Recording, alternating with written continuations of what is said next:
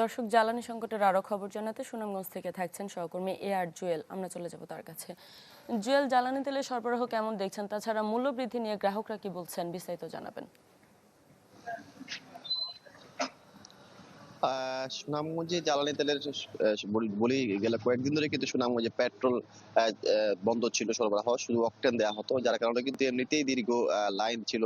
প্রতিদিন আমরা দেখেছি, এবং আজকেও সকালে যেহেতু গতকাল রাতে জ্বালানি তেলের দাম বাড়ানো হয়েছে, সেই দাম বাড়ানোর পরেও কিন্তু পেট্রোল কিংবা অকটেন নেওয়ার যে দীর্ঘ লাইন সেটি কিন্তু কমেনি। এবং আমরা দেখেছি সকাল থেকে কিন্তু প্রচুর পরিমাণ, যেহেতু এই হাওড় অঞ্চলের একমাত্র যে দূরবর্তী যে উপজেলাগুলো সেগুলো যানবাহন কিন্তু মোটরসাইকেল, সেই কারণে কিন্তু সেই ভাড়া চালিত মোটরসাইকেল গুলো দীর্ঘ লাইন, এবং গ্রাহক এরা যারা মোটরসাইকেল চালক আছেন তারা বলছেন যে এক্ষেত্রেই আসলে প্রতিদিন দীর্ঘ লাইন দিয়ে তাদের যে আসলে যে মোটরসাইকেল চালানোর সময়টা, সেই সময়টা কিন্তু নষ্ট হতো, এবং দীর্ঘ সময় সেই পাম্পে বসে থাকতে হতো। যার কারণে তাদের যে জীবন যে জীবিকা সেটি আসলে অনেকটাই কষ্টসাধ্য হয়েছিল। তারা এই জ্বালানি তেলের দাম বাড়ার ফলে সেই কষ্টটা আরো বেড়েছে। তারা বলছেন এক্ষেত্রেই দিনের অর্ধেকটা সময় পার হয়ে যায় এই জ্বালানি তেল নিতে।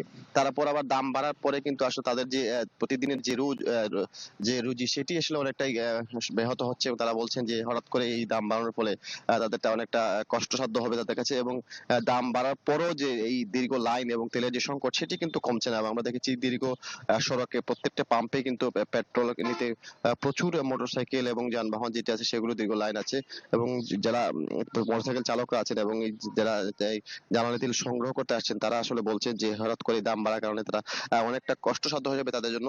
এবং এই কষ্ট, এবং যদি আরেকটা লাঘব হতো, যদি বলতেন যে তেলের সংকট কাটতো এবং পর্যাপ্ত পরিমাণ অকটেন এবং পেট্রোল পাওয়া যেত, তাহলে হয়তো কিছুটা স্বস্তি মিলতো, কিন্তু সেটা কিন্তু হচ্ছে না। এখন পর্যন্ত আমরা দেখতে পাচ্ছি সকাল থেকে দীর্ঘ লাইনে মানুষ জ্বালানি তেল সংগ্রহ করছে, এবং তারা আসলে সকাল থেকে সেই সংকটে তারা বলছেন যে ভোগান্তি আরো বাড়ছে। দাম বাড়ার পরও সেই ভোগান্তি কিছুটাও কমেনি। জি, ধন্যবাদ আপনাকে। RICL TMX, যুগের পর যুগ স্থাপনা থাকে মজবুত। দর্শক, আবারও আমরা জ্বালানি সংকটের বিস্তারিত খবর জানাবো। সেই খবরই জানাতে ঝালকাঠি থেকে সরাসরি যোগ দিচ্ছেন সহকর্মী রতন আচার্য। রতন, ঝালকাঠির অবস্থা কেমন দেখছেন? জ্বালানি সংকট রয়েছে কিনা বা কতটুকু দেখতে পাচ্ছেন? ভোগান্তি কেমন দেখছেন?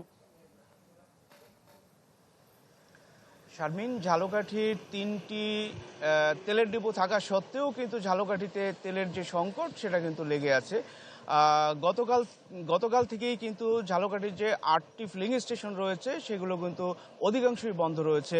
আমি এই মুহূর্তে রয়েছি শহরের পেট্রোল পাম্প মোড়ের একটি ফিলিং স্টেশনে। আপনি দেখতে পাচ্ছেন যে এই ফিলিং স্টেশনটা একদম ফাঁকা।